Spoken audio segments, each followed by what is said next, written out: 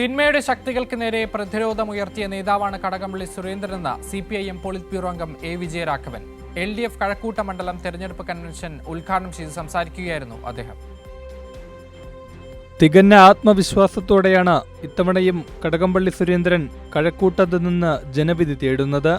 കഴിഞ്ഞ 10 വർഷം മണ്ഡലത്തിലുടനീളം നടത്തിയ വികസന പ്രവർത്തനങ്ങൾ മുൻനിർത്തിയാണ് വീണ്ടും ജനങ്ങളിലേക്ക് ഇറങ്ങുന്നത്.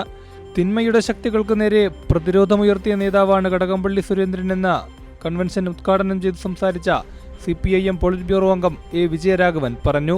ഈ നിയോജകമണ്ഡലത്തിൽ മത്സരിക്കുന്നത് സഖാവ് കടകംപള്ളി സുരേന്ദ്രനാണ്.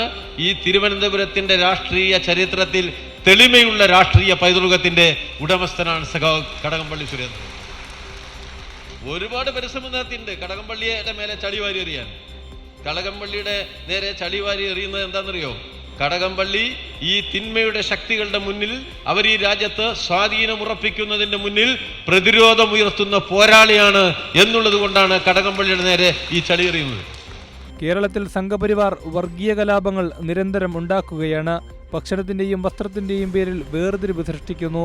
കോൺഗ്രസ് ന്യൂനപക്ഷ വർഗീയതയെ പ്രോത്സാഹിപ്പിക്കുന്നുവെന്നും BJP അധികാരത്തിൽ വരാതിരിക്കാൻ VD സതീശന്റെ പാർട്ടിയെ പിന്തുണച്ചവരാണ് ഇന്ത്യയിലെ കമ്മ്യൂണിസ്റ്റുകാരെന്നും അദ്ദേഹം ചൂണ്ടിക്കാട്ടി. BJP ഭരിക്കുന്ന ഏതെങ്കിലും ഒരു നാട്ടില് ഒരു വൃത്തിക്ക് മനുഷ്യൻ ജീവിക്കുന്നുണ്ടോ? ആ മതന്യൂനപക്ഷങ്ങൾക്ക് അവര് താമസിച്ചാൽ വീടിന്റെ മേലെ കൂടെ ബുൾഡോസറാ പോവാ. ബുൾഡോസറേ ന്യൂനപക്ഷക്കാരുടെ വീടിന്റെ മേലെ ബുൾഡോസർ ഒട്ടി രസിക്കുക. വർഗീയ സംഘർഷങ്ങൾ, കലാപങ്ങൾ.